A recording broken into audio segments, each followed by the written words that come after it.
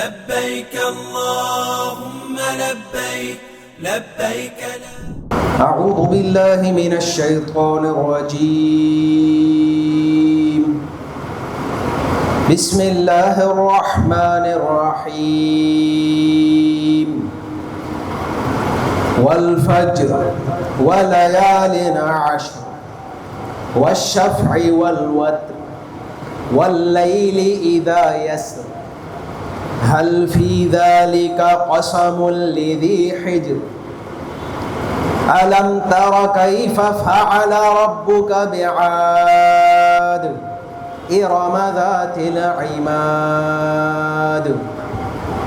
التي لم يخلق مثلها في البلاد وثمود الذين جابوا الصخر بالواد وفرعون ذي الأوتاد الذين طغوا في البلاد فأكثروا فيها الفساد فصب عليهم ربك سوط عذاب إن ربك لبالمرصاد فأما الإنسان إذا ما ابتلاه ربه فأكرمه ونعمه فيقول ربي أكرمن وأما إذا ما ابتلاه فقدر عليه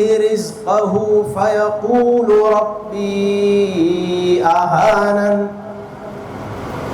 كلا بل لا تكرمون اليتيم ولا تحاضون على طعام المسكين وتأكلون التراث أكلا لما وتحبون المال حبا جما كلا إذا دكت الأرض دكا دكا وجاء ربك والملك صفا صفا وجيء يومئذ بجهنم يومئذ يتذكر الإنسان وأنى له الذكرى يقول يا ليتني قدمت لحياتي فيومئذ لا يعذب عذابه أحد ولا يوثق وثاقه أحد يا أيتها النفس المطمئنة ارجعي إلى ربك راضية مرضية فادخلي في عبادي وادخلي جنتي. صدق اللہ العظیم. رب اشرح لي صدری ويسر لي امری واحلل عقدۃ من لسانی یفقہوا قولی آمین یا رب العالمین. سورۃ الفجر کی یہ جو دو آیات ہیں جو آج کا موضوع ہے وہ ذوالحجہ کی 10 راتوں کے حوالے سے ہے. سورۃ الفجر میں اللہ سبحانہ و تعالیٰ نے شروع میں چند چیزوں کو گواہ ٹھہرایا ہے یا ہم کہتے ہیں چند چیزوں کی قسمیں کھائیں. والفجر ولیال عشر یعنی قسم ہے فجر کی اور 10 راتوں کی. ویسے قرآن حکیم میں جب بھی اللہ سبحانہ و تعالیٰ کسی چیز کی قسم کھاتے ہیں تو وہ اس چیز کی اہمیت کے لیے بھی ہوتا ہے، یعنی کہ وہ چیز خود ایک بہت بڑی اور اہم چیز ہے. لہٰذا یہ 10 راتیں کون سی ہیں ان کے بارے میں تمام تقریباً مفسرین یہ کہتے ہیں کہ یہ ذوالحجہ کی شروع کی 10 راتیں. ذوالحجہ کے مہینے میں حج ہوتا ہے اور جو 10واں دن ہوتا ہے وہ عید کا دن ہوتا ہے، یوم النحر ہوتا ہے. لہٰذا باقی پوری دنیا میں جہاں حج نہیں ہے، ظاہر سی بات ہے حج کے لیے تو مکہ جانا پڑتا ہے.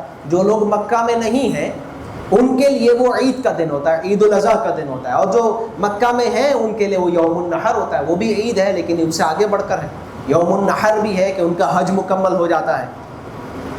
رسول اللہ صلی اللہ علیہ وسلم نے ذو الحجہ کے یہ جو شروع کے 10 دن اور 10 راتیں ہیں ان کی بہت زیادہ فضیلت بیان فرمائی، جس کو آپ کہتے ہیں ایکسٹرا آرڈنری فضیلت ہے۔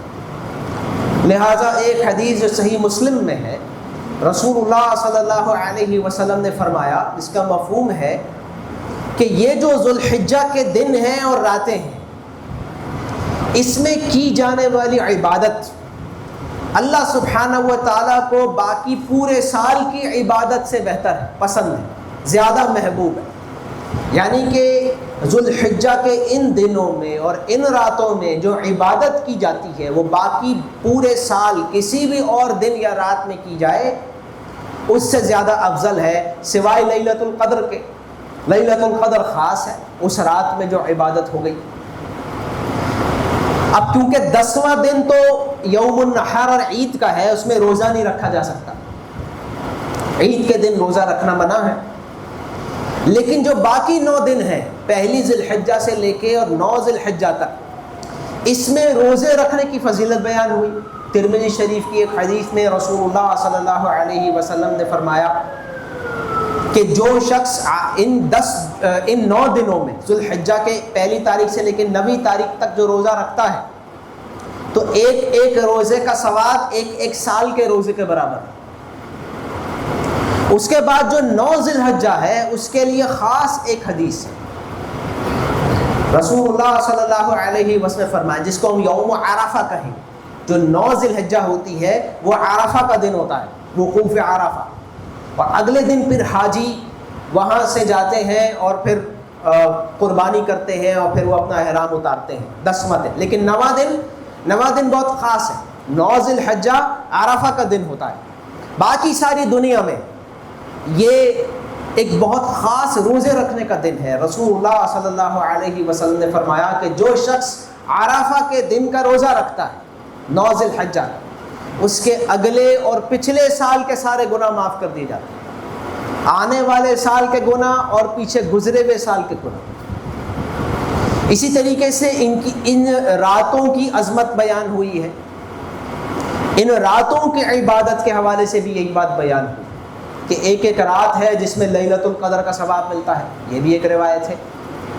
لہٰذا احادیث میں ذو الحجہ کے یہ جو 10 دن ہیں، اچھا اس میں تھوڑی سی آپ لوگوں کو یہ بات معلوم تو ہے کہ اسلامی کیلنڈر میں رات پہلے ہوتی ہے، دن بعد میں ہوتا ہے، جیسے ہی مغرب ہو جاتی ہے تاریخ بدل جاتی ہے، تو راتیں 10 ملتی ہیں اور دن جو ہے وہ 9 ملتے ہیں۔ 10واں دن کیونکہ عید کا دن ہوتا ہے اس میں روزہ نہیں رکھا جا سکتا، لیکن راتیں آپ کو پوری 10 ملتی ہیں۔ لہٰذا سورہ فجر کی جو دوسری آیت ہے اس میں 10 راتوں کا ذکر ہے، وَاللَّيَالٍ عَشْرٍ، راتیں پوری 10 ہیں جن کی فضیلت حدیث میں بیان ہے، اور دن 9 ہیں، اور ان 9 کے 9 دنوں میں روزہ رکھنے کی فضیلت ہے، اور خاص طور پہ جو 9واں ذی الحجہ ہے وہ جو دن ہے اس کی خاص فضیلت الگ حدیث میں بیان ہے کہ ایک اگلے سال اور ایک پچھلے سال کے گناہ۔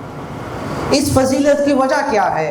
علماء نے اس بات کو بیان فرمایا ہے کہ حج ایک بہت خاص عبادت ہے، اس کا ذکر اللہ سبحانہ و تعالیٰ نے الگ سے کیا ہے قرآن حکیم میں۔ حج کیا ہے؟ حج کہتے ہیں زیارت کو، زیارت کو۔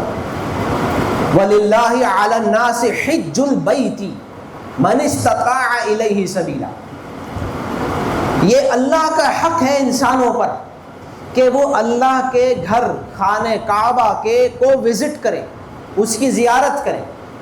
یہ کس کا حق ہے؟ یہ اللہ کا حق ہے۔ وَلِلَّهِ عَلَى النَّاسِ حِجُّ الْبَيْتِ، اس کے کچھ آداب ہیں۔ آداب کیا ہیں؟ کہ آپ خانہ کعبہ کے قریب پہنچیں، جس کو حدود حرم کہا جاتا ہے، تو احرام کی حالت میں پہنچیں۔ آپ حدود میں انٹر نہیں ہو سکتے بغیر احرام پہنے، احرام باہر پہنیں گے اور تلبیہ پڑھیں گے، نیت کریں گے، پھر انٹر ہوں۔ تو یہ ہے ایک بہت عظیم جگہ، جانے سے پہلے اس کی تیاریاں، چاہے عمرے کے لیے جائیں حج کا سیزن نہ بھی ہو، پھر بھی اگر کوئی وزٹ کرنے جا رہا ہے کعبے کو تو بھی احرام میں جانا پڑے گا۔ اور پھر احرام کی بہت پابندیاں ہیں کہ خوشبو نہیں لگا سکتے اور یہ نہیں کر سکتے، بہت ساری چیزیں۔ یہ سب کیوں ہیں؟ یہ اس کعبے کی عظمت ہے، اور کعبے کو وزٹ کرنا چاہیے۔ ہر سال وزٹ کریں، ہر سال حج کریں، یہ پسندیدہ ہے، لیکن کم از کم زندگی میں ایک مرتبہ اگر کوئی بندہ افورڈ کر سکتا ہے تو اس پر فرض ہے۔ اور بہت سخت بات ہے کہ وہ شخص کے جو افورڈ کر سکتا ہے پھر بھی حج نہیں کر رہا۔ اس کے بارے میں جو قرآن میں اشارہ ہے وہ یہ ہے، وَلِلَّهِ عَلَى النَّاسِ حِجُّ الْبَيْتِ مَنِ اسْتَطَاعَ إِلَيْهِ سَبِيلًا وَمَنْ كَفَرَ، اور جو کفر کرے، یعنی کہ ایک شخص جو استطاعت رکھتا ہے پھر بھی حج نہیں کر رہا، یہ ایسے ہے کہ گویا اس نے کفر کیا۔ اسی طرح کی حدیث رسول اللہ صلی اللہ علیہ وسلم نے بیان فرمایا، جس کا مفہوم ہے کہ جو شخص استطاعت کے باوجود حج نہیں کرتا اور وہ اس حال میں مر جاتا ہے تو اللہ کو پھر کوئی پرواہ نہیں اس کی کہ وہ یہودی ہو کے مرے یا عیسائی ہو کے مرے، اس نے ایک فرض کو ترک کر دیا۔ لہٰذا حج کی بہت اہمیت ہے، لیکن یہ بات معلوم ہے کہ اتنی بڑی امت جو پوری دنیا میں پھیلی ہوئی ہے ہر سال حج کرنے نہیں آ سکتی۔ ہم میں سے ہر شخص ہر سال حج کر ہی نہیں سکتا، تو پھر اللہ سبحانہ و تعالیٰ نے یہ کیا کہ یہ جو حج کے دن ہیں، جو ذو الحجہ کے شروع کے 10 دن ہیں، اس کو پوری امت کے لیے ایک سیلیبریشن کی چیز بنا دی، تاکہ وہ اگر خود شریک نہیں ہو سکے حج میں تو کم از کم ایسا نہ ہو کہ حج آ کے چلا جائے اور کسی کو پتہ بھی نہ چلے۔ اور دیکھیں اللہ سبحانہ و تعالیٰ ہمیں جانتا ہے، ہم بھول جاتے ہیں۔ اگر کوئی ایکٹیویٹی نہ ہوتی نا ذو الحجہ کی، قربانی نہ ہوتی، عید نہ ہوتی، تو حج آ کے چلا جاتا اور ہمیں پتہ بھی نہیں چلتا، ہم اپنے مصروف زندگی میں مصروف رہتے۔ اسی طرح رمضان بھی ہے، کیونکہ اس میں قرآن نازل ہوا تھا، اللہ سبحانہ و تعالیٰ نے ایک ایسا تہوار بنا دیا کہ ہو ہی نہیں سکتا کہ مسلمان نوٹس نہ کریں کہ کچھ خاص ہے۔ سب روزہ رکھنا شروع کر دیتے، سب تراویح پڑھنا شروع کر دیتے، سب کچھ بدل جاتا ہے۔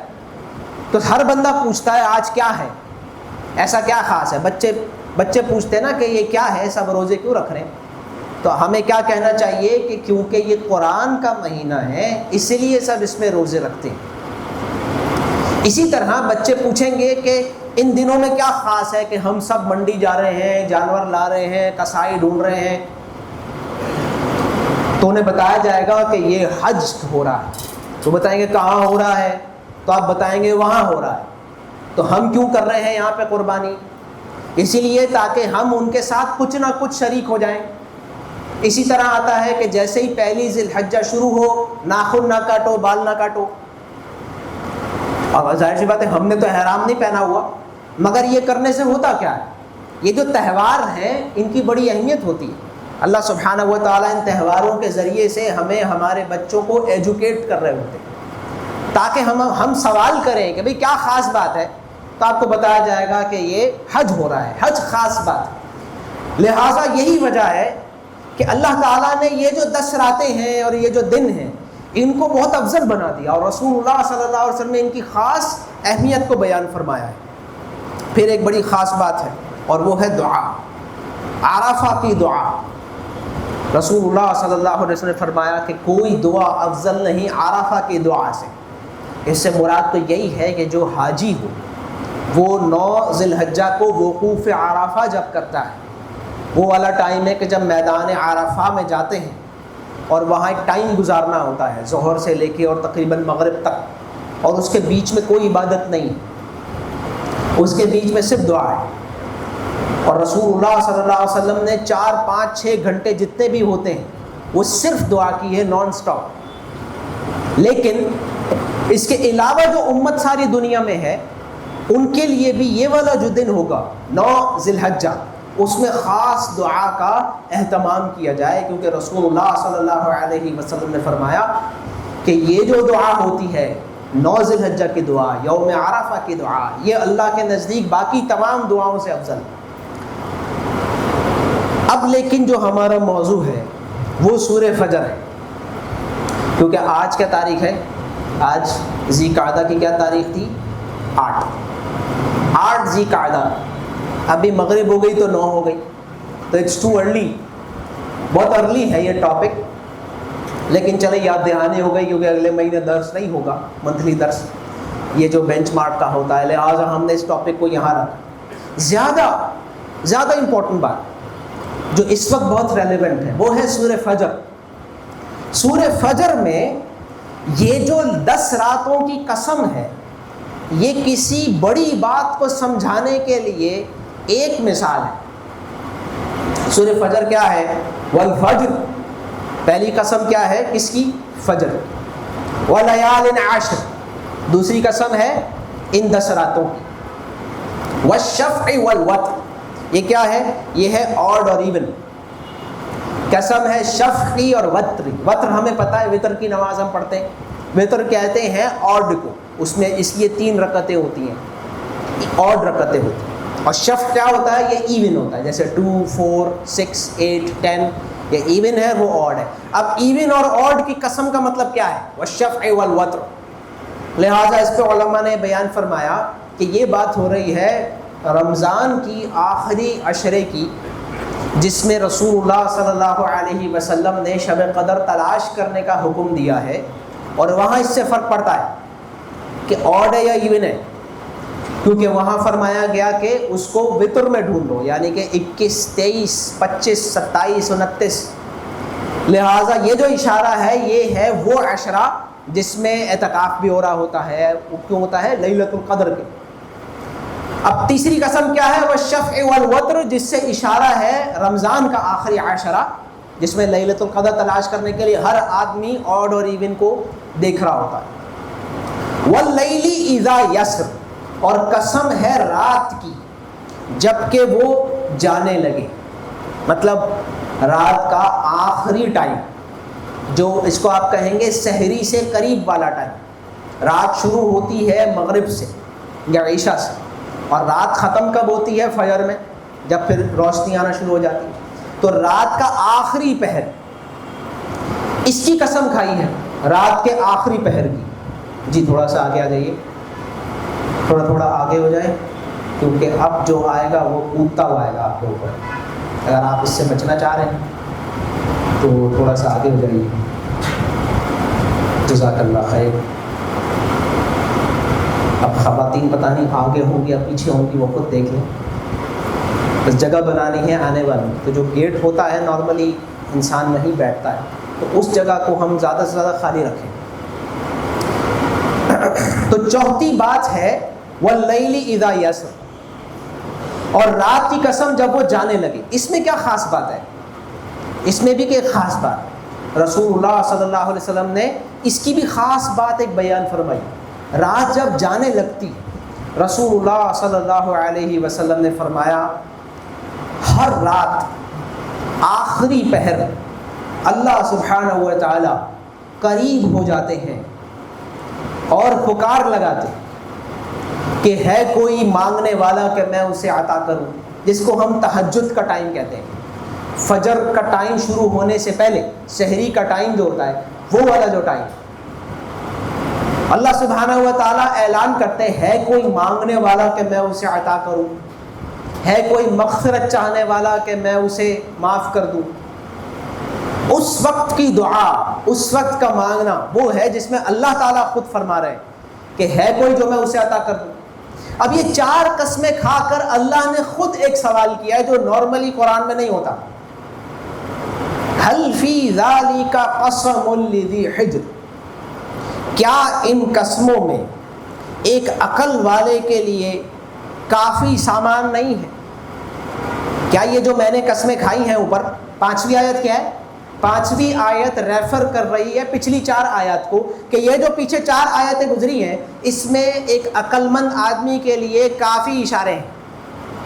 هل فی ذالک قسم لذی حجر، کیا کافی نہیں ہے ایک عقل مند آدمی کے لیے یہ جو پیچھے 4 قسمیں کھائی گئی ہیں؟ اب آپ سوچیں کیا ہے اس ان چاروں میں کامن بات کیا ہے؟ اور اب جو پوری سورت چلے گی سورہ فجر، وہ یہ والی بات ہے کہ عقل مند وہ ہے جس نے ان چار قسموں کو سمجھ لیا اور ان سے فائدہ اٹھا لیا، اور بیوقوف وہ ہے کہ جو دوسری طرف نکل گیا۔ ابھی اس کی مثالیں آئیں گی فوراً۔ یہ چاروں ہیں افضل ٹائم۔ یہ چاروں کیا ہیں؟ افضل ٹائم۔ افضل ٹائم کا مطلب کیا ہوتا ہے؟ اچھا، یہ بھی ایک ماڈرن پریشانی ہے ہمیں کہ ہم سمجھتے ہیں کہ افضل کچھ نہیں ہوتا۔ اب ایک آدمی نماز پڑھ رہا ہے کسی بھی ٹائم، اور ایک آدمی وہی نماز پڑھ رہا ہے تہجد کے ٹائم، نماز سیم ہے، اجر میں بہت فرق ہے۔ اسی طرح ایک آدمی 2 رکعت پڑھ رہا ہے ایک عام رات میں، اور ایک پڑھ رہا ہے لیلۃ القدر میں۔ اب اللہ نے فرمایا کہ یہ 1000 مہینوں سے بہتر ہو گیا۔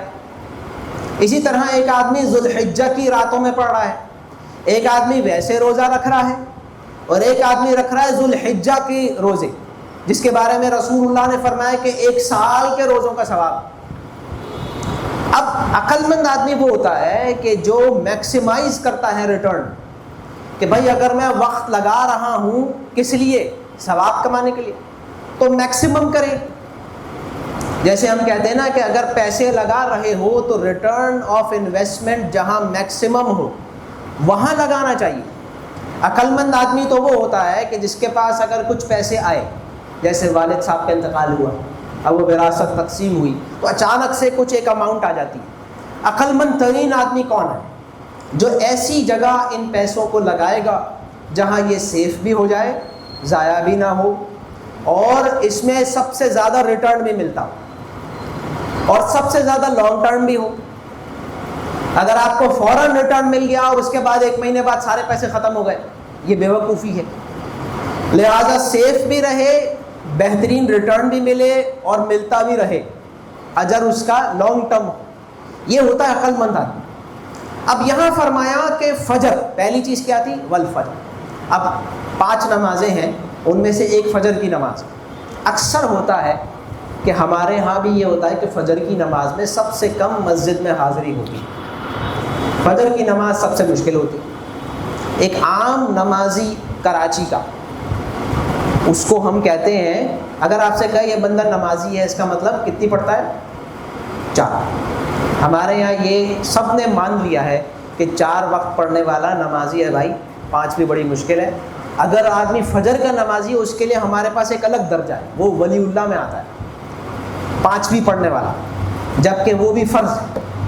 اب اس نماز کا الگ ذکر کیا اللہ نے قرآن، اللہ نے فرمایا وَقُرْآنَ الْفَجْرِ، 5 نمازوں کی طرف اشارہ کر کے، اقیم الصلاۃ لدلوک الشمس الی غسق اللیل وقرآن الفجر ان قرآن الفجر کان مشہودا۔ یہ 5 نمازوں کی طرف اشارہ تھا کہ اللہ کا نماز قائم کرو سورج کے ڈھلکنے سے، یعنی جیسے زوال ہوتا ہے، سورج بالکل سر کے اوپر ہو، جیسے ہی تھوڑا سا نیچے آیا یہ زوال ہو گیا، ظہر کا ٹائم داخل ہو۔ اب یہاں سے نماز شروع ہوتی ہے، ظہر ہوتی ہے، پھر عصر ہوتی ہے۔ وَمِنَ اللَّيْلِ، رات کی 2 نمازیں ہیں، مغرب اور عشاء، 4 ہو گئی۔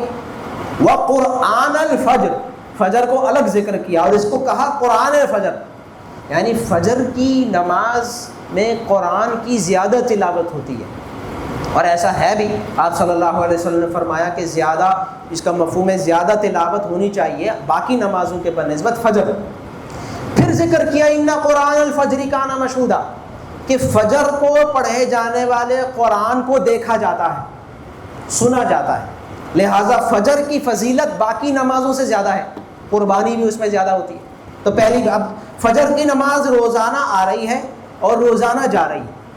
اب ہم اپنی زندگی پہ غور کریں، اب ہم 40 سال کے ہو گئے، 50 سال کے ہو گئے، تو کتنی فجریں آ کے چلی گئی۔ اگر میں فجر کا نمازی تھا تو یہ بہت بہترین بات ہے، ہمارے اکاؤنٹ میں اچھے خاصے پیسے ہیں، اس کا مطلب جو ہمارا آخرت کا اکاؤنٹ ہے۔ اور اگر میں فجر کا نمازی نہیں تھا تو اچھا خاصا نقصان کر چکے، 50 سال کے ہو گئے، 40 سال کے ہو گئے، اگر میں ابھی بھی فجر کا نمازی نہیں ہوں تو میں بیوقوف آدمی ہوں، جو بہت بڑی اپرچونٹی آتی ہے روزانہ اور چلے جاتی ہے، پھر آتی ہے پھر چلے جاتی ہے ثواب کمانے کی۔ یہ ہے والفجر ولیال عشر، یہ 10 راتیں ہر سال آتی ہیں. ہم کیا کرتے ہیں ان 10 راتوں میں؟ ذوالحجہ کی 10 راتیں اور اس کے دن کیا ہم روزے رکھتے؟ ایک روزہ شروع کے 8 دن، پہلی سے لے کے 8ویں ذی الحجہ تک، ایک روزے کا ثواب 1 سال کے روزے. کیا ہم رکھتے ہیں؟ اتنے بڑے ہو گئے ہم، کتنی ذی الحجہ آ کے چلی گئی. رکھتے ہیں تو بہت اچھی بات ہے، نہیں رکھتے ہیں تو ضائع کر چکے، اچھا خاصا نقصان ہو گیا. اور جو 9ویں ذی الحجہ ہے اس کا اگلے سال اور پچھلے سال کے گناہ معاف، جو عرفہ کا روزہ ہے. اس کے بعد والشفع والوتر، یہ کیا ہے؟ رمضان کا آخری عشرہ، لیلۃ القدر ڈھونڈنی تھی. کیا ہم نے ڈھونڈی؟ کیا ہم نے اس پہ وقت لگایا؟ ہر سال رمضان آیا اور چلا گیا. جس نے لگا لیا، اب 50 رمضان گزار لیے ہم نے، یا 30 گزار لیے، گزر گئے، چلے گئے، واپس نہیں آئیں گے. وہ 30 رمضان تو اب واپس، بولو بھائی ایسے ہوتا ہے، بولو نہیں آئے، وہ تو چلے گئے. اگلے جو رہ گئے ان کو دیکھ لیا بعد. واللیل اذا یسر، اور یہ سب سے بڑی بات ہے، یہ ہے تہجد کی نماز. اور رات کی قسم جب وہ جانے لگے، یہ بھی روزانہ آتی ہے، روزانہ جاتی ہے.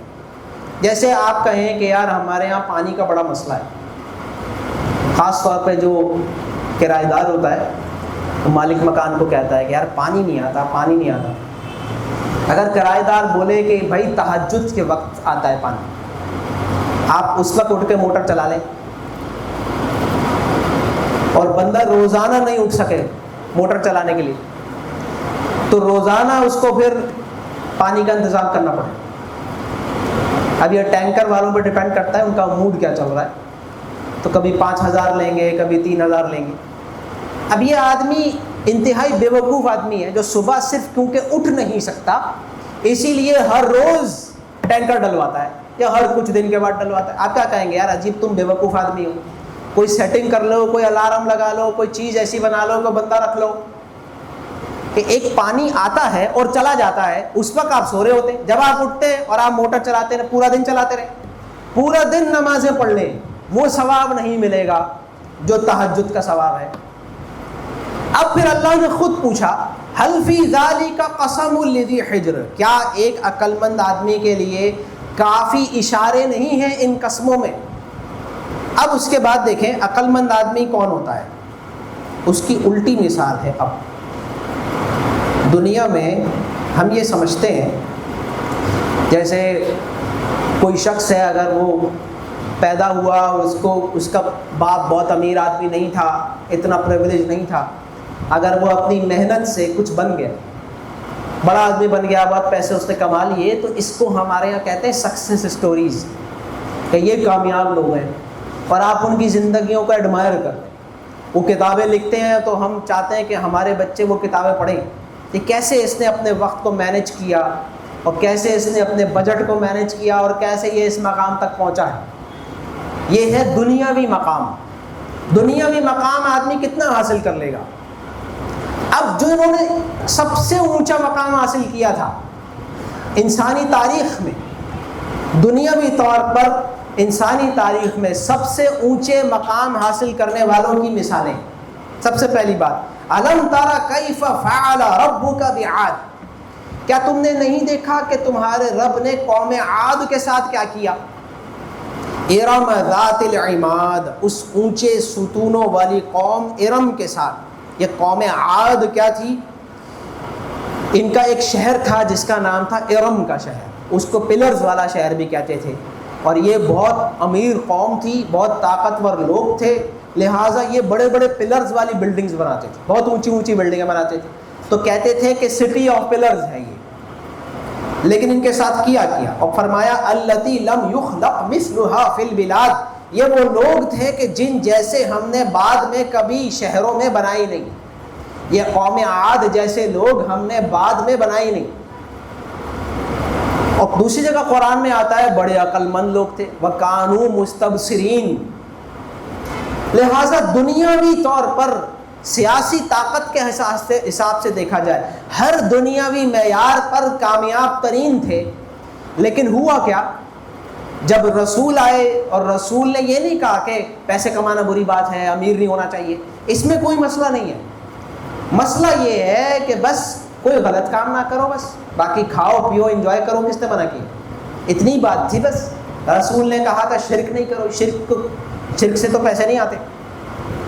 لیکن انہوں نے کیا کیا؟ رسول کی مخالفت، لہٰذا پوری قوم برباد کر دی گئی. انجام کیا ہوا؟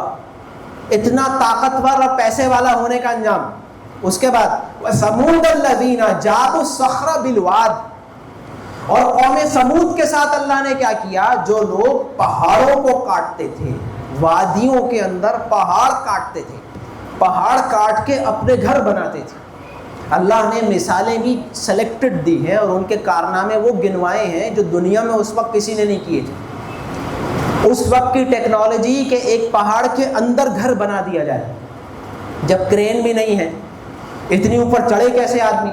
پہاڑوں کو کاٹنے کے لیے کون سا ٹول استعمال کیا جائے جب الیکٹریسٹی بھی نہیں تھی، جب مشینیں بھی نہیں تھیں. اور وہ آج تک کھنڈرات پڑے ہیں کہ پہاڑ کے اندر دروازہ ہے، سیڑھی بنی ہوئی، اندر جائے تو کمرے ہیں، بستر بھی ہیں، ہر چیز بنی ہوئی ہے، اور یہ کاٹ کاٹ کے بنایا ہے. تو ایک قوم کس لیول پر پہنچ چکی ہوگی اپنے مال و دولت میں، اپنی انوینشن سکلز میں، اپنی عقل مندی میں. اس کے یہاں سائنٹسٹ کتنے ہوں گے، اور ان کی طاقت کا ذکر بھی آتا ہے قرآن میں. پیسے والے بھی بہت تھے. ہوا کیا اینڈ میں؟ رسول آئے، وہی والی بات ہے بھائی انجوائے کرو کھاؤ پیو. مسئلہ یہ نہیں ہے، مسئلہ یہ ہے کہ یہ غلط کام نہ کرو، بس ظلم نہ کرو. لیکن ان کو اتنی سی بات نہیں سمجھ میں آتی اور آخری میں برباد ہو جاتے. لہٰذا آج کوئی نہیں ہے جو کہتا ہو کہ ہم عاد کی قوم کے، ہمارے آباء و اجداد عاد سے جا کے ملتے ہیں. کوئی نہیں کہتا کہ ہمارے آباء و اجداد قوم سمود سے جا کے ملتے ہیں. ان کی جڑ ہی کاٹ دی گئی. اور تیسرا فرعون ذی الاوتاد، اور فرعون جو اوتاد والا تھا. اوتاد کے بڑے الگ الگ ترجمے ہیں. ایک یہ ہے کہ لشکر کی بات ہو رہی ہے، اس کی آرمی بہت خطرناک تھی، بڑی خوفناک تھی، اور قرآن حکیم میں ان کی آرمی کی طرف اشارہ بھی آیا، بہت بڑی آرمی والا. الذین طغوا فی البلاد، یہ وہ لوگ تھے جنہوں نے شہروں میں سرکشی کی. فاکثروا فیہا الفساد، لہذا اس زمین میں انہوں نے بہت سا فساد مچایا. فصب علیہم ربک سوط عذاب، چنانچہ تمہارے پروردگار نے ان پر عذاب کا کوڑا برسا دیا. ان ربک لبالمرصاد، یقیناً تمہارا رب تو سب کو نظر میں رکھے ہوئے. اب جو آیات آ رہی ہیں یہ اس کا کلائمیکس. ابھی تک جتنی بات بھی ہو رہی ہے وہ ان آیات کے لیے ہو رہی ہے، یعنی آیت نمبر 15 اور 14 جو سورہ فجر کی. لیکن اس سے پہلے تھوڑا سسپینس برقرار رکھتے ہوئے آیت نمبر 15 اور 16 کو پڑھنے سے پہلے پھر سے دیکھ لیں کہ پچھلی 14 آیات میں کیا بات ہوئی. اللہ تعالیٰ نے شروع کی 4 آیت میں کچھ قسمیں کھائیں. 5ویں آیت میں کہا کہ یہ بڑی امپورٹنٹ قسمیں، اگر کوئی عقل مند آدمی ہو تو اس کے لیے. ہمیں اس میں یہ نظر آ رہا ہے کہ دیکھیں ہر انسان کے پاس وہی 24 گھنٹے ہیں. ایک ہی بار جوانی ملے گی اس دنیا میں، جو کمانا ہے اسی میں کمانا ہے. میرے پاس بھی وہی مسائل ہیں جو آپ کے پاس ہیں، میرے پاس بھی وہی ٹائم ہے جو آپ کے پاس ہے. دوڑ کیا ہے؟ عقل مند کون ہے؟ جو کم سے کم ٹائم میں زیادہ سے زیادہ کما گیا، یہ عقل مند آدمی. دنیا میں ہم عقل مند اسی کو کہتے ہیں. اور یہ ڈیفینیشن بالکل صحیح ہے کہ ایک شخص جو لمبی پلاننگ کرتا ہے اور وہ سیزن کا فائدہ اٹھاتا ہے. وہ کہتا ہے کہ یار میں پوری سال محنت کر کے اتنے لاکھ روپے کماؤں گا، لیکن اگر یہ جو سیزن آ رہا ہے 1 مہینے کا، 1 مہینے میں اس سے ڈبل کما سکتا ہوں، تو 1 مہینے محنت کر کے 11 مہینے آرام سے بیٹھے. یہ عقل مند آدمی ہے؟ یا وہ عقل مند آدمی ہے جو پورا سال محنت کرتا ہے، سیزن آ کے چلا جاتا ہے اسے پتہ ہی نہیں چلتا. لہٰذا عقل مند آدمی کون ہوتا ہے؟ کہ یہی ہماری گیون زندگی. ایک روایت میں آتا ہے کہ فرمایا، جس میں یہ کہ ابراہیم علیہ السلام کا غالباً قول ہے، لیکن یہ وہ ہوتی ہیں کہ جو صحیح روایت نہیں ہوتی، ہو سکتا ہے اتنا، لیکن کیونکہ بات صحیح ہے اس لیے علماء کہتے ہیں اس کو بیان کیا جا سکتا ہے. وہ یہ ہے کہ جنت ایک خالی میدان کا نام ہے، اس کو آباد کرنا ہے مومن نے اپنے اعمال سے۔ جب انسان جنت میں جائے گا، ہر نعمت کسی عمل سے جڑا ہوا ہے۔ مثلا ایک مرتبہ سبحان اللہ کہتے ہیں تو ایک درخت لگا دیا جاتا ہے جنت میں۔ اسی طرح بہت سی احادیث میں جنت میں محل بنانے کا ذکر ہے کہ جس نے مسجد بنائی اس کے لیے جنت میں محل بنایا جائے گا، جس نے فلاں نیکی کی اس کے لیے جنت میں گھر بنایا جائے گا۔ ایک حدیث ہے جس میں رسول اللہ صلی اللہ علیہ وسلم نے 3 جنتوں کے لیولز کا ذکر کیا۔ جیسے ہم ہوتے ہیں نا کہ ایک ہوتا ہے شہر کے اندر پراپرٹی لینا، بہت مہنگی ہوتی ہے، شہر سے تھوڑا سا باہر، یہ ہمارے یہاں جاتا ہے اسکیم 33 اور یہ وہ، ادھر تھوڑی کم ہوتی ہے۔ ایک ہوتا ہے شہر سے بالکل باہر، جب بحریہ ٹاؤن آ جاتا ہے اور پھر اور آگے چلے جائیں تو نوری آباد آ جاتا ہے، ادھر اور سستی پراپرٹی ہوتی ہے۔ ایسے ہی جنت میں بھی تو رسول اللہ صلی اللہ علیہ وسلم نے ایک حدیث میں 3 فضائل بیان کیے کہ جس نے فلاں کام کیا اس کے لیے گارنٹی ہے جنت کے درمیان میں ایک محل، کیونکہ اونچا درجہ ہے۔ یہ غالباً اخلاق کا ذکر کرتے ہوئے فرمایا، اچھے اخلاق والے کے۔ اور ایک ہے کہ جس نے فلاں کام کیا اس کے لیے جنت کے مڈل سیکشن میں ایک محل، اور جس نے فلاں کام کیا اس کے جنت کے سببز میں، کونوں میں دور ایک محل۔ اب آدمی جائے گا اور وہاں نہر ہوگی، پہاڑ ہوں گے، کھانے پینے کی چیزیں، ہر چیز کسی نہ کسی نیکی سے جڑی ہوئی ہے۔ ایسا نہیں ہو سکتا کہ فری میں چیزیں ملی ہوئی ہیں، کیونکہ اللہ تعالیٰ نے قرآن میں فرمایا ہے وَأَلَّيْسَ لِلْإِنسَانِ إِلَّا مَا سَعَى، کہ انسان کو اس کی محنت کے علاوہ کچھ بھی نہیں ملے گا، جو کچھ ملے گا اس کی اپنی محنت سے ملے گا، ایکسٹرا کچھ نہیں ملے گا۔ جیسے ہمارے یہاں ہوتا ہے نا کہ کوئی بس بڑے باپ کے گھر پیدا ہو گیا تو مل گیا، اس کا اس میں کوئی کمال نہیں ہے، ایسا جنت میں نہیں ہے۔ جنت میں اگر کوئی اونچے مقام پر ہے تو وہ اونچے مقام پر پہنچا ہے اپنا حساب دینے کے بعد، کچھ نیکیاں کرنے کے بعد، اور اگر کوئی نیچے ہے تو وہ وہاں پہنچا ہے اپنے اعمال کی وجہ سے۔ جیسے دنیا میں آپ دیکھیں کوئی شخص بہت بڑی گاڑی میں آیا ہے، فوراً ہمارا دل یہ کہتا ہے کہ یار یہ بڑا نصیب والا ہے، ہم تو رہ گئے۔ لیکن پھر ہمیں مولوی صاحب کی ساری باتیں یاد آ جاتی ہیں کہ نہیں یہ تو امتحان ہے، یہ ہو سکتا ہے ایسے ہی مل گیا اس کو۔ بھائی ضروری نہیں ہے کوئی محنتی آدمی ہو، کیا کہتے ہیں آپ؟ محنتی آدمی بڑی گاڑی میں ہو یہ کوئی ضروری بات ہے؟ ضروری بات تو نہیں ہے۔ اور بہت ہی محنتی ہو اور کچھ نہ کما سکے یہ بھی ہوتا ہے، تو دنیا میں تو ایسا ہوتا ہے۔ لہٰذا ہم اپنے آپ کو سمجھا دیتے ہیں کہ نہیں تم پریشان نہ ہو، ہم رہ نہیں گئے بلکہ یہ تو بس آزمائش۔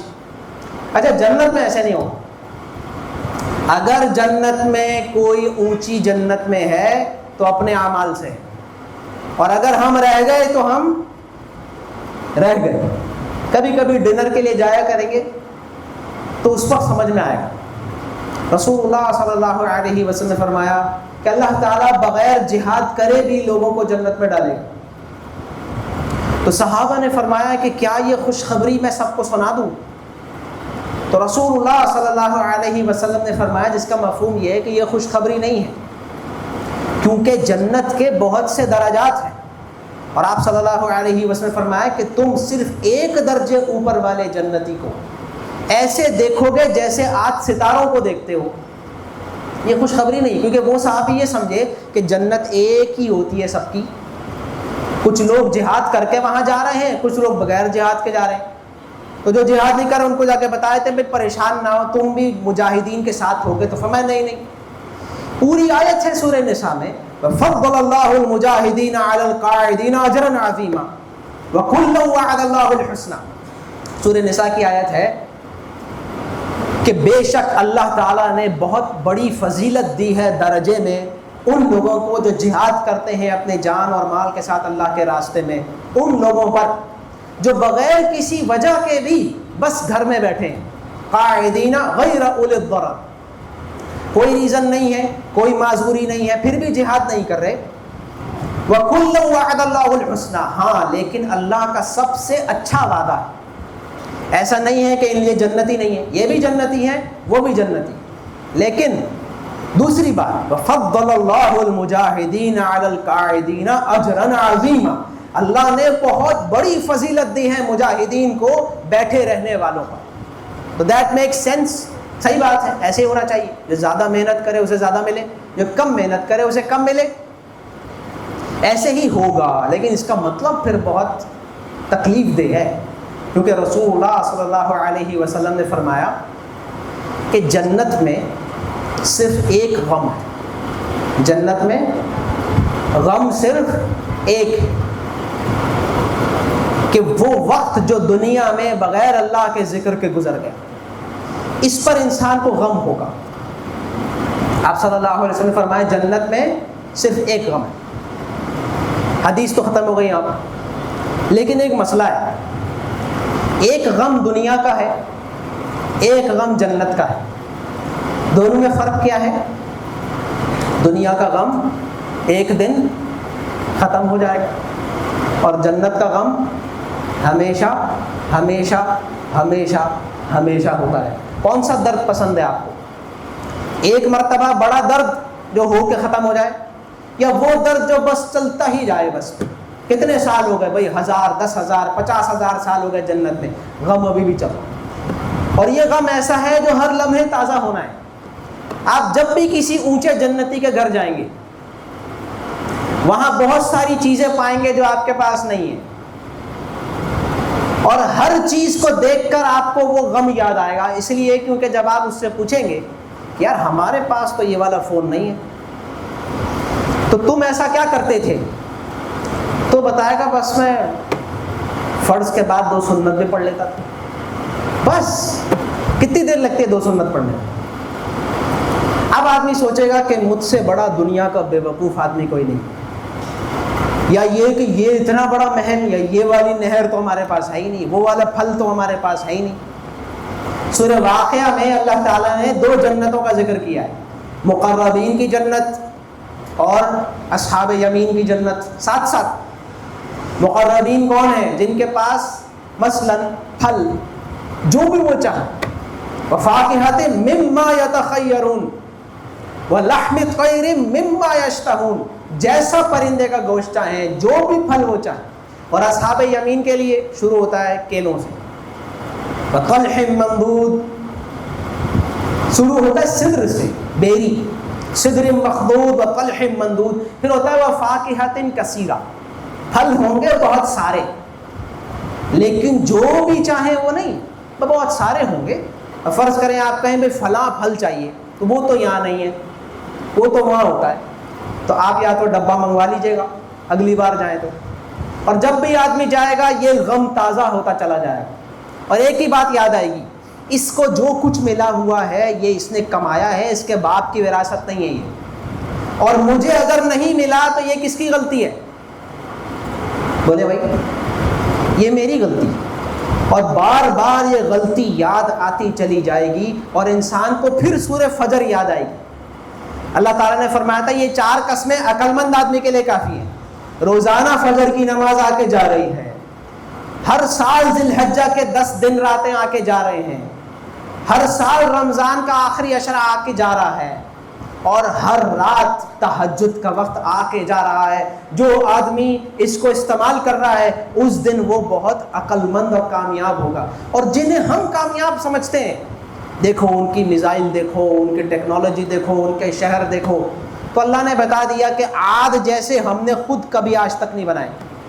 سمود پہاڑ کاٹتے تھے، فرعون کا لشکر تمہیں معلوم ہے، اور پیرامڈز تو آج تک کھڑے ہوئے. اوتاد کا ایک مطلب پیرامڈز بھی ہو سکتا ہے،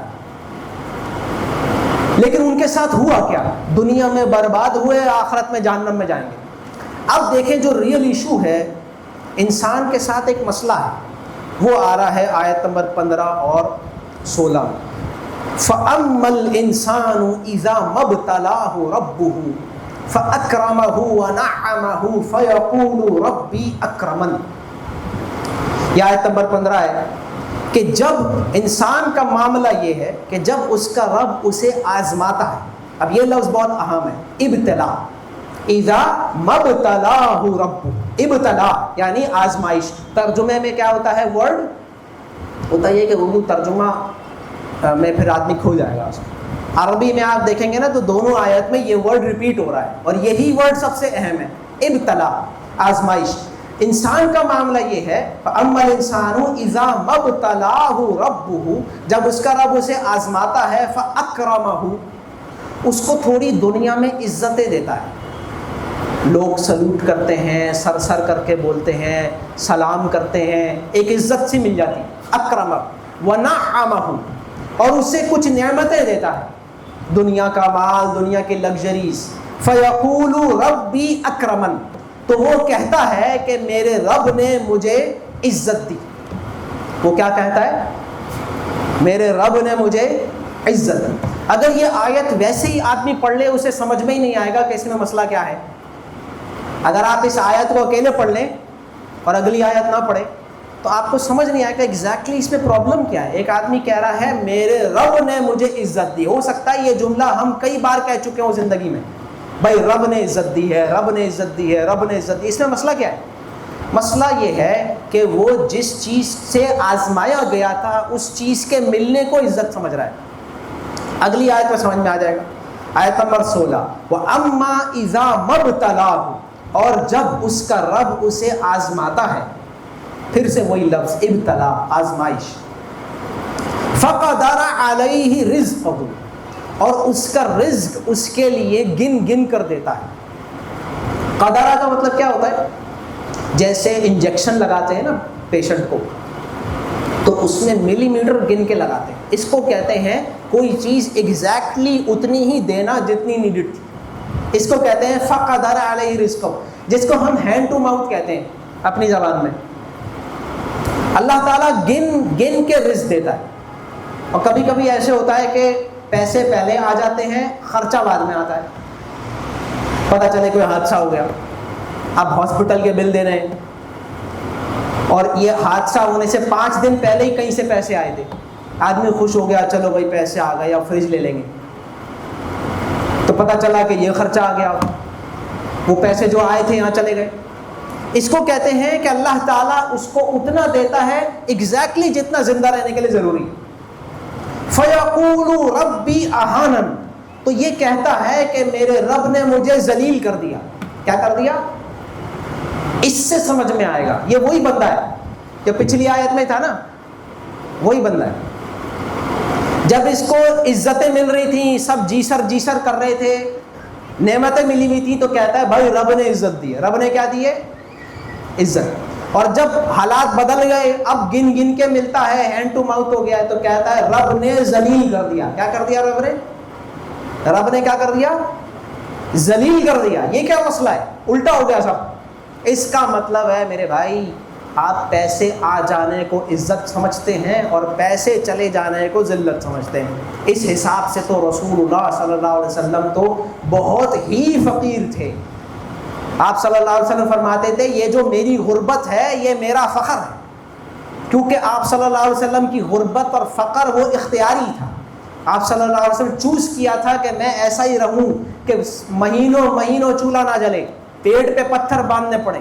ازواج مطہرات کا جو لیونگ اسٹینڈرڈ تھا مدینہ کے ساری عورتوں سے کم تھا.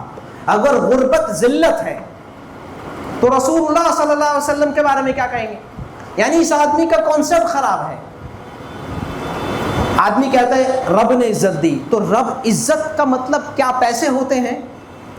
عزت کا مطلب کیا یہ ہوتا ہے کہ لوگ آگے پیچھے پھرتے ہوں، بہت سارے لوگ جی سر کہتے ہوں؟ بلکہ ایک حدیث میں رسول اللہ صلی اللہ علیہ وسلم اس بندے کی تعریف کی جسے کوئی جانتا ہی نہیں، گمنام آدمی. آپ صلی اللہ علیہ وسلم نے فرمایا کہ نہ اسے کوئی جانتا ہے، نہ اس کی کوئی رسپیکٹ ہے. جیسے ہمارے ہوتا ہے نا کوئی سیکیورٹی گارڈ ہے، کوئی بیچارہ چوکیدار ہے، کوئی کہیں سفارش کرے اس کی سفارش قبول نہ ہو، کہیں رشتہ بھیجے تو اس کا رشتہ منظور نہ ہو. یہ اللہ کی نظر میں بہت اونچا ہے. اسے کوئی جانتا بھی نہیں، اس کا کوئی فیس بک پیج بھی نہیں ہے، کوئی نام لے گا تو کسی کو پتہ بھی نہیں ہوگا کون ہے. گمنام آدمی. ضروری تو نہیں ہے کہ لوگ جب آس پاس پھر رہے ہوں رش لگا ہوا ہو وہ آدمی عزت والا ہے، یا جس کے پاس نعمت ہو وہ آدمی عزت والا ہے. یہ ہے سورہ فجر کا ٹاپک. کہ انسان جب عزت کا معیار دنیا کو سمجھنا شروع کر دے، یہاں سے وہ فرعون بنتا ہے اور قوم سمود بنتا ہے اور قوم عاد بنتا ہے۔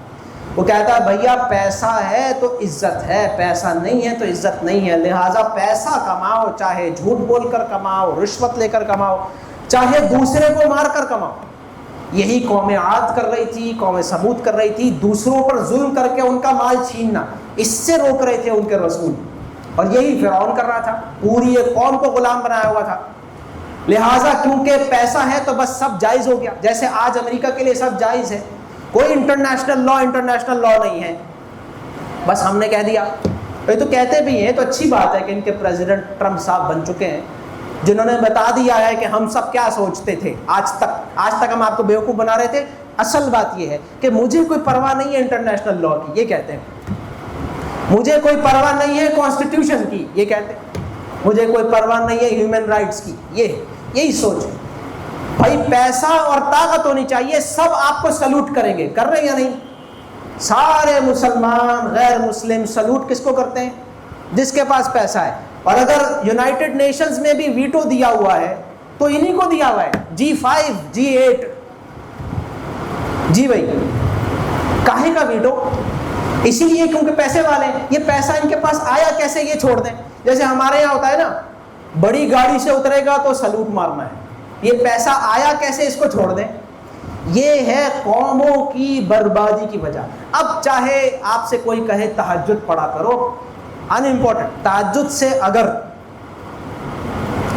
پیسے ملنا شروع ہو جائیں تو سارے تہجدی ہو جائیں گے۔ اگر اللہ سبحانہ و تعالیٰ یہ لکھ دیتے کہ رزق جو ہے وہ فجر کی نماز جو پڑھے گا اس کا پروموشن ہوگا، بس تو مسجد وری بھی ہوتی۔ تو ہم چاہتے کیا ہیں؟ اسی لیے فرمایا بھائی اصل زندگی آخرت کی۔ ہمارا وقت مکمل ہو گیا، اس کے بعد ایک بڑی اہم آیت ہے اور وہ ایک معیار ہے، لیکن ہے بہت جس سے بات سمجھ میں آتی ہے، وہ ہے وَتَأْكُلُونَ التُّرَاثَ أَكْلًا لَمًّا۔ جب تمہیں وراثت ملتی ہے تو تم جھپٹ کے کھا جاتے ہو۔ وَتُحِبُّونَ الْمَالَ حُبًّا جَمًّا۔ اس کا ایک ترجمہ ہے کہ حالانکہ تمہیں مال سے محبت ہے بہت سخت۔ اگر آپ کو واقعی مال سے محبت ہوگی نا تو آپ اس کو ضائع ہونے سے بچائیں گے اور ملٹی پلائی کریں گے۔ ایسا ہی ہے نا، ایک آدمی ہے جسے باپ کے مرتے ہی کروڑوں روپے ملے۔ ہر آدمی، ہر لڑکا بچپن سے اس نے پلان بنائے ہوئے ہوتے ہیں، پیسے ہوں گے تو کیا کروں گا۔ اس کے پاس 4-5 کاروبار لکھے ہوئے ہوتے ہیں، جیسے ہی پیسے آئیں گے تو یہ کروں گا، یہ کروں گا، یہ کروں گا۔ لیکن جب پیسے آتے ہیں تو وہ کیا کرتا ہے؟ وہ گاڑی بدل دیتا ہے، گھر بدل لیتا ہے، گھر رینوویٹ کرا دیتا ہے، بیکار چیزوں میں، پھر فیملی کے ساتھ ایک دنیا کا ٹرپ مار کے آ جاتا ہے، پھر پتہ چلا اتنے سے رہ گئے۔ اب کون سا کاروبار کھلے گا؟ فرینچ فرائز کا ٹھیلا لگ جائے گا، ایک سے گولا گنڈا لگا، یہ سوچا تھا بڑا کوئی کاروبار کھولیں گے۔ تو اللہ تعالیٰ فرماتے ہیں کہ تم تو مال کھا گئے سارا، حالانکہ تمہیں مال سے محبت ہے۔ عقل مند آدمی وہ ہوگا جو فیوچر سوچے گا، اور سب سے بڑا فیوچر آپ کا مرنے کے بعد ہے۔ لہٰذا آگے چل کے کہے گا وہ قیامت کے دن، یا لیتنی قدمت لحیاتی، کاش میں نے اپنی زندگی کے لیے کچھ بھیجا ہوتا۔ اسی طرح دنیا میں بھی آدمی بوڑھا جب ہو جاتا ہے اپنی زندگی کو یاد کرتا ہے کہ یار اتنا مال تھا، پتہ نہیں میں نے کہاں ضائع کر دیا۔ ایسے ہی قیامت کے دن سوچے گا، مال تھا، وقت تھا، جوانی تھی، کما سکتا تھا، پتہ نہیں کہاں لگا دیا۔ اور ایک ہوگا مطمئن نفس، یا ایتھا النفس المطمئنہ۔ یہ بڑی بات کیوں ہے؟ کیونکہ انسان نارملی مطمئن ہوتا نہیں، ہر انسان اپنے ماضی کو کوستا ہے، یہ انسانی نیچر ہے۔ جیسے بچہ تھوڑا بڑا ہو جاتا ہے نا، 10 سال کا، آپ اسے یاد دلائیں بیٹا جب تم 2 سال کے تھے نا تو یہ جھنجھنے کے لیے روتے تھے، اس سے اس کو شرمندگی ہوتی ہے۔ پھر جب وہ 15 سال کا ہو جائے یا 20 سال کا ہو جائے تو آپ اسے اپنے 10 سال والے شوق یاد دلائیں، اس کو شرمندگی ہوتی ہے۔ پھر وہ جب 35-40 سال کا ہو جاتا ہے، جاب کرتا ہے، آپ اسے اپنی جوانی، یونیورسٹی کے دن یاد کرائیں کہ کن چکروں میں پڑے ہوئے تھے، اسے شرمندگی ہوتی ہے۔ پھر جب بوڑھا ہو جاتا ہے تو اسے اپنے وہ کمانے والے دن میں افسوس ہو رہا ہوتا ہے، یار فلاں بندہ دیکھو کہاں سے کہاں پہنچ گیا، فلاں کہاں سے کہاں پہنچ گیا، میں اسی جاب کے اندر لگا رہا، افسوس افسوس افسوس۔ اور پھر جب یہ مر جائے گا تو قیامت کے دن پوری زندگی پہ افسوس کرے گا۔ لیکن کون ہے جو ہر اسٹیج پہ مطمئن ہے؟ الحمدللہ میں نے اپنی زندگی صحیح گزاری. اللہ تعالیٰ ہمیں ان میں شامل فرمایا یا ایتها النفس المطمئنہ، آ جاؤ رب کے پاس راضیۃ مرضیہ فادخلی فی عبادی وادخلی جنتی. اللہ سبحانہ و تعالیٰ ہمیں یہ جو قیمتی دن اور وقت گزر رہے ہیں انہیں کمانے کے لیے استعمال فرمائے. کیا کمانا؟ اللہ کی رضا اور آخرت. یہی اصل ہے. دنیا تو لکھی ہوئی ہے، ویسے بھی ملنی ہے. اللہ سبحانہ و تعالیٰ ہمیں سمجھ اور عمل کے توفیق نصیب فرمائے. بارک اللہ لی و لکم ولسائر المسلمین والمسلمات. انشاءاللہ دعا کر لیں گے اور اس کے 10 منٹ بعد انشاءاللہ پھر عشاء کی جماعت یہاں پہ کر لیں گے. الحمدللہ رب العالمین، الصلاۃ والسلام علی رسولہ الکریم. اللہم لا مانع لما اعطیت ولا معطی لما منعت ولا ينفع ذا الجد منك الجد. اللهم اقسم لنا من خشيتك ما يحول بيننا وبين معصيتك ومن طاعتك ما يبلغنا به جنتك ومن اليقين ما تهون علينا مصيبات الدنيا ومتعنا بأسماعنا وأبصارنا وقواتنا ما أحييتنا واجعل ثأرنا على من ظلمنا ولا تجعل الدنيا أكبر همنا ولا مبلغ علمنا ولا غایت رغبتنا ولا تسلط علینا من لا یرحمنا. یا اللہ ہمارا یا آنا بیٹھنا قبول فرما. یا رب العالمین قرآن حکیم کا ہمیں علم نصیب فرما. یا اللہ ہمیں قرآن حکیم پر عمل نصیب فرما. یا اللہ ہمیں رسول اللہ صلی اللہ علیہ وسلم کی محبت نصیب فرما. یا اللہ ہمارے گھروں کو رسول اللہ صلی اللہ علیہ وسلم کی سنتوں سے منور فرما. یا اللہ ہمیں، ہمارے بچوں کو، ہمارے گھر والوں کو شیطان کے وسوسوں سے محفوظ فرما. اللہم صلی وسلم علی نبینا محمد وعلی آلہ واصحابہ اجمعین.